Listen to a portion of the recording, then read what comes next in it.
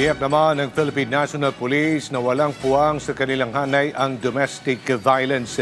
Ditugon ng PNP matapos sakusahan ng pangabuso ang isang police corporal sa kanyang asawa at anak. Dahil dito inatasan ni Chief PNP Police General Jose Melencio Nartates Jr. ang police na magipagtulungan sa nagpapatuloy na motu proprio investigation ng NAPOLCOM.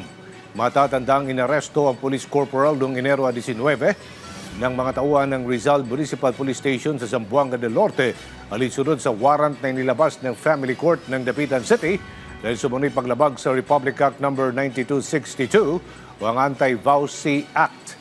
Ang reklamo ay inihain ng legal asawa ng korporal na nag-akusa sa kanya ng pananakot ng pisikal at pananakit at ng pagdudulot ng psychological abuse sa kanya at sa kanilang anak.